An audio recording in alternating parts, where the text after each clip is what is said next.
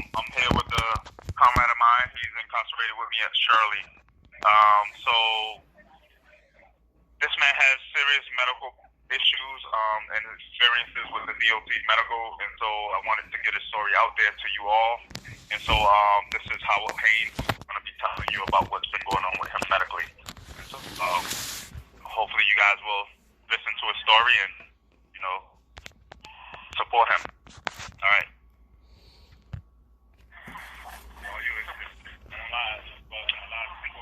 Hello, my name is Howard Payne.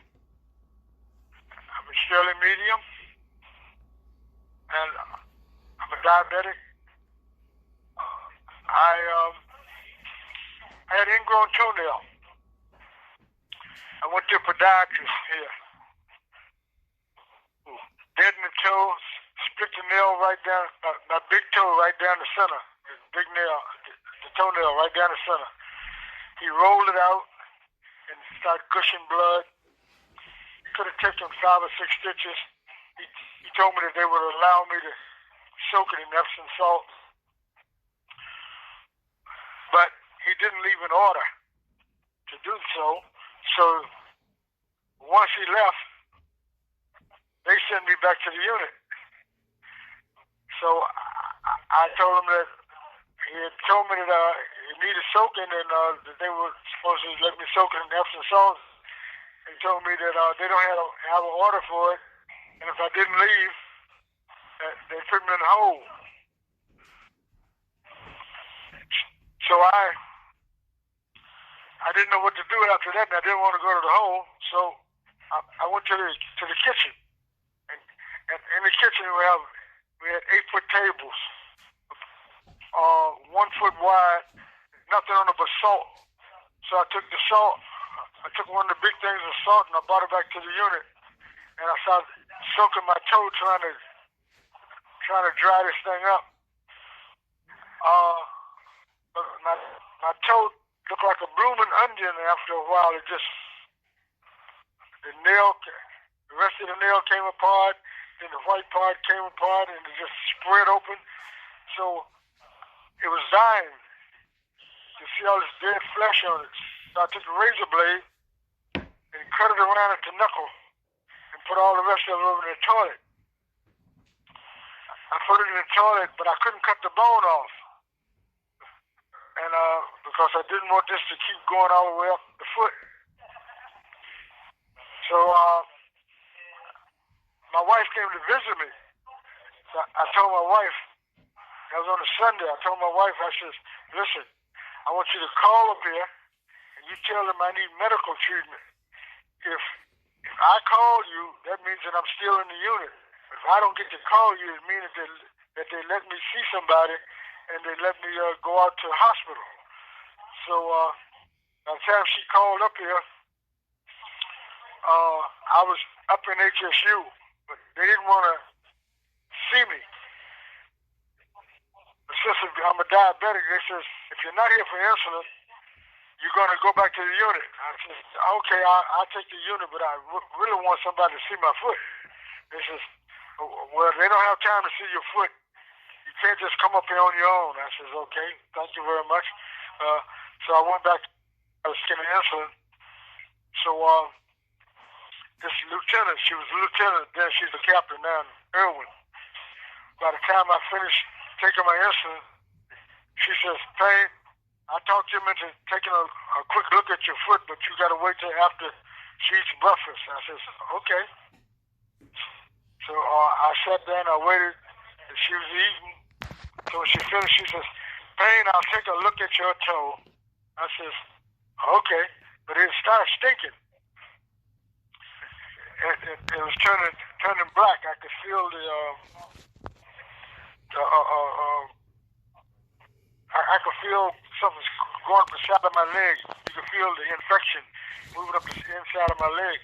So I took off the shoe, and then I took off the sock, and I took off the bandage I put around it in the cell. And she looked at it, and then she wanted to get sick. And I said, no, don't get sick now. I told you to look at it before you ate. So she said, no, he got to leave. He got to go to the hospital. I said, oh, now you want to send me out. So they sent me to the hospital. and I saw this surgeon over Dr. Carrillo.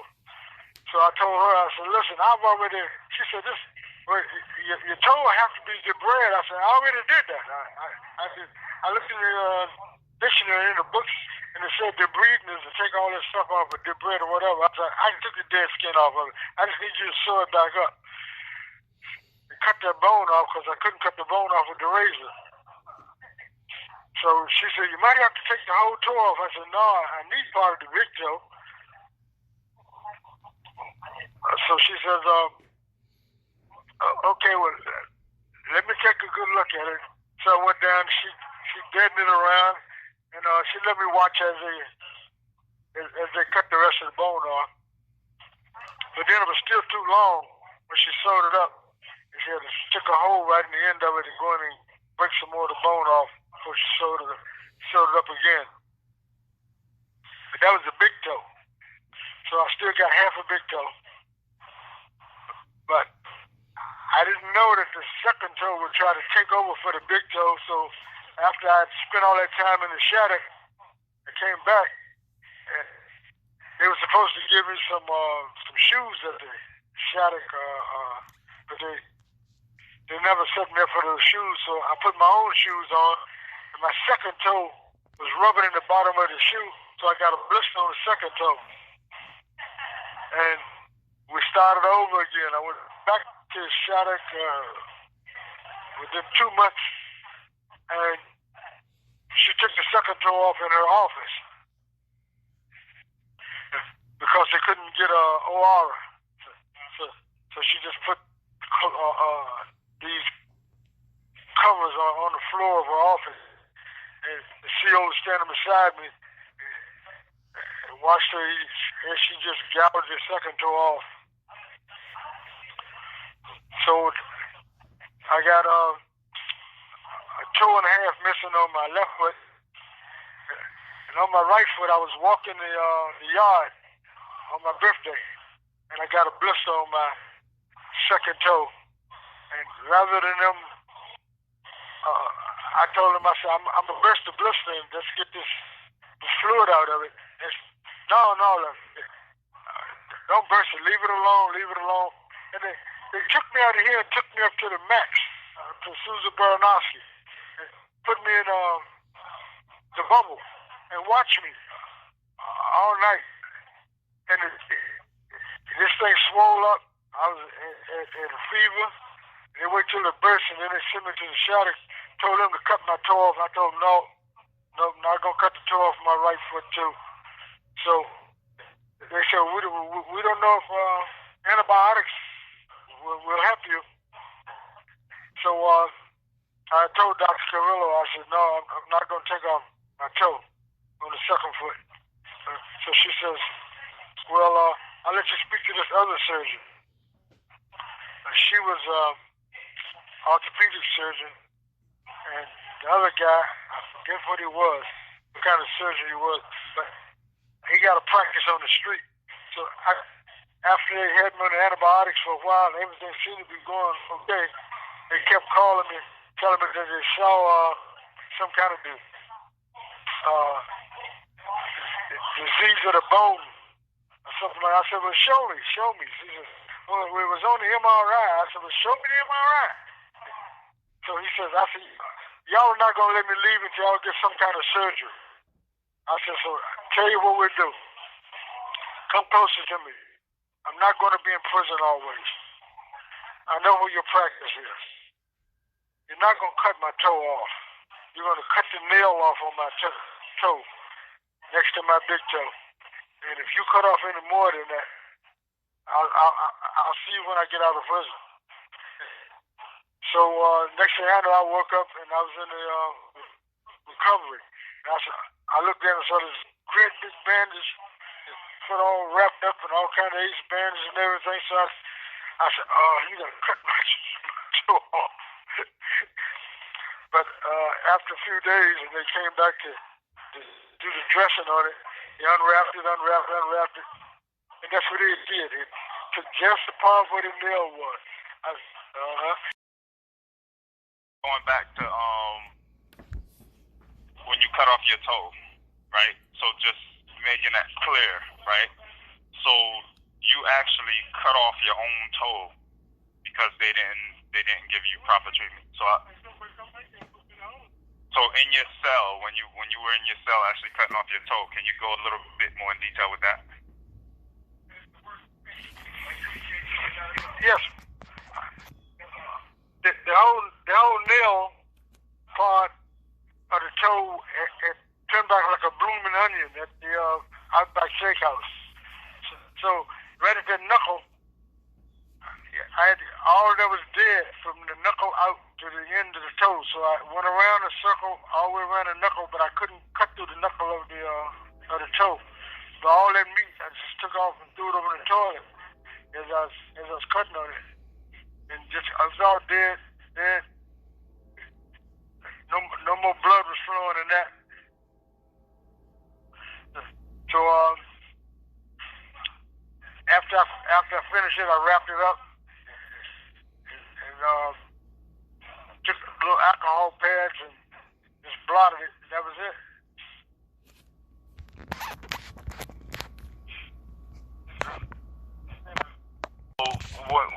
When medical realized you cut off your own toe, right?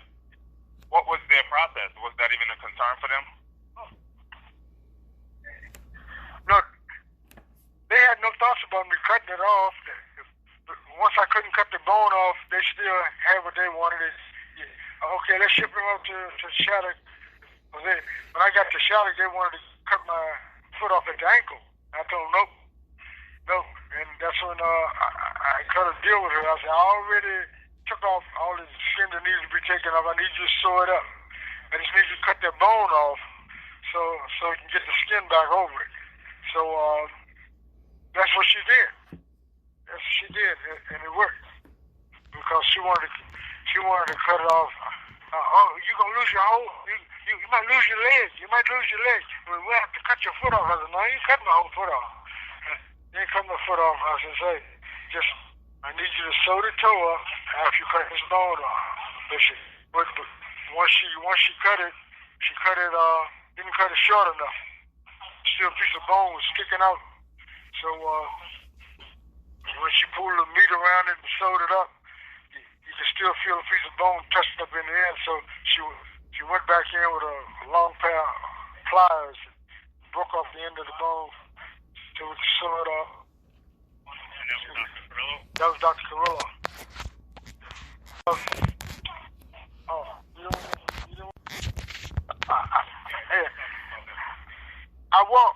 I do power walking all the time. So they saw me limping. So they told me, they called me to the IPS office and told me, asked me had I been in a fight. And I told them, I said, no. They said, if you had been in a fight, would you tell us? I said, no. So they said, well, we're going to put you in a hole. So they put me in a hole. They said, visibly we can see that you're limping, you know. I said, yeah. I said, because my heel was hurting. So then they started treating me for gout. 5 months later, they tell me to come up to HSU because they got an air cast up there. I had a torn Achilles tendon. So when I went into the shower, she just had me stand by the wall and tell me to stand on my toes, and I couldn't stand on that toe. So it was a torn Achilles tendon. Then they set up an operation. So I'd already been walking over 5 months without any treatment. I asked a question to Mr. Payne real quick. So I wanna go back a bit in your story. So the concern is, so you've been a diabetic prior to coming to prison, and your experience with the prison medical has been so terrible that it caused you to voluntarily quit taking your diabetic treatment.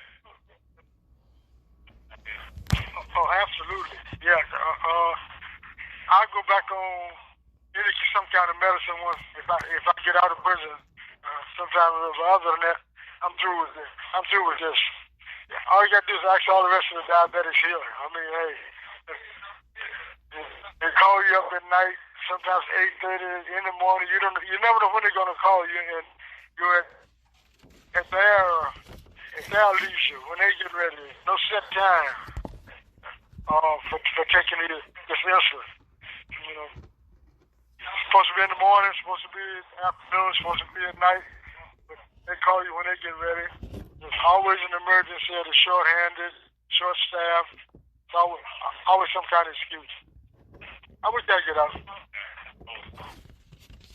All right, so just for the record, so at this point, my understanding is you're not receiving any medical treatment for your diabetes from the prison medical. None. None at all. They call me up, give me, well, you know you're not cured, so what are you doing? You want us to just take your insulin away altogether? I told them, no. You just leave it out there in case they ever need it, but other than that, I'm not using it. I'm fine. I said, you know, we're going to have you mental health. I said, again, we're going to do this again? Because first they told me I wasn't taking my medications. I wasn't coming to pick them up. They had me going to see mental health. Mental health tells me, well, we hear you're not picking up your medication. I said, tell me what medication I haven't picked up. So they asked me to come down and pick up my medications out of my locker. I brought them up. They said, you got all your medications? I said, yeah, I picked them up. I said, but y'all don't know what you're doing. All right, so is there anything else you want to know about the situation, Adrian? All right, so right now I'm going to thank Mr. Payne for his time. If any of you do have a question, he is here, he's available, and he'll be willing to answer any questions from anyone out there. So thank you, Mr. Payne. Yeah, hopefully you will get some positive feedback.